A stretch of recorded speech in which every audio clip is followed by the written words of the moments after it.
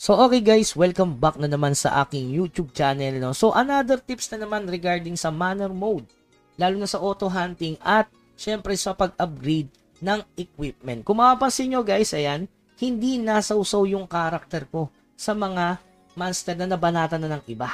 So mapapansin nyo, umiiwas siya. So sobrang solid yan. Alam nyo kung bakit guys? Alam nyo naman kapag first hit ka at mas mataas yung damage na ibaon mo sa monster. So, mas mataas yung chance na sa'yo mapupunta yung loot kaysa sa sumausaw ka, diba? Parang tumulong ka lang. O, yan, di niya binanatan. So, nakaprogram na talaga siya, guys, na di pa nga nalabas yung monster, binabanatan niya na. Yung nalabas pa lang yung kanyo ng monster, no? Ilag na ilag yung aking character. Sobrang solid ng ganyang setup. So, dito lang yan, guys, sa setting. Punta kayo sa combat. Ayan, siya, auto hunt manner mode. Sobrang solid niya, walang gumagawa pa ng iba niyan.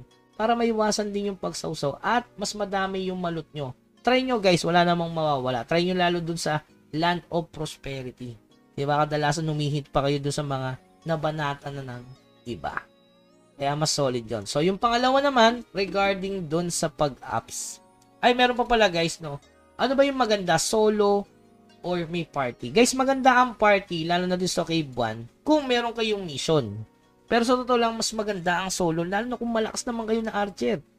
Diba? Kung ilang hit nyo lang, patay na agad yung master, bakit kailangan nyo pa ng party? Sobrang solid ng XP na 600 plus, diba? So kasi nga, naka-manner mode ako. So hindi to sasawsaw. Kung mapapansin nyo, umiiwas siya dun sa malaki na yung nabawasan, diba? So yun. So yun yung regarding sa manner mode. Tapos regarding sa party, okay sana yun siguro kung pare-paro kayo ng damage. Okay, so yung pangalawa naman guys, yung regarding sa equipment. Ayan, alam ko lahat kayo nakapag plus 7 na nito. So ba't sa'yo Kuya Bugs plus 6? Kasi itatry ko i-plus 8 yan gamit yung Brilliant Enhancement. Ano yung Brilliant Enhancement guys? So makikita nyo yun dito sa Gold Shop. Ayan, Brilliant Weapon Enhancement. So may chance siya mag plus 2. Ayan o, stage 1 or plus 2. So kung sa plus 6 mo siya i-ups, hindi siya mababasag. So pwede siyang tumalon sa plus 8. Okay? Kasi kung plus 7 na yan, it's either na ma-plus 7, ma-plus 8, ma-plus 9, o madurog. Hindi katulad kapag plus 6 lang, ang possible lang yan is plus 7 and plus 8. Diba? Lalo na kung tradable yan, guys, siyempre, pag na-plus 8 nyo, mas mahal yun sa market, lalo na yun sa akin. Kung tradable, guys, ha? So, may chance pa kayo na mas magmahal yung inyong, ayan, no? From plus 8, 8K. Diba? Compare sa plus 7. So, paano yung Kuya Bugs? Meron namang, ayan na, binabanatan tayo. Teka lang, guys. So, balik muna tayo, guys. Baka mapigi tayo, no? So, paano na, Kuya Bugs? So, na plus 7 ko na. Yun lang, GG. Kasi napakamahal nung pan-degrade. Kaya meron pan-degrade din yan, guys. Type nyo lang enhancement. Yung kulay pink, eto. Ayan. Kung makakita nyo, pang-degrade to, pan-decrease. Kunyari, na plus 7 mo, ito yung gagamitin mo.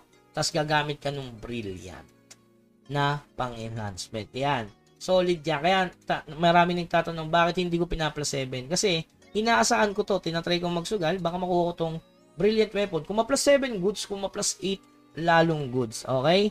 So meron siyang increase by stage 1 or 2. Alam ko yung iba sa inyo is nag-plus 7 agad. Kasi masyadong excited.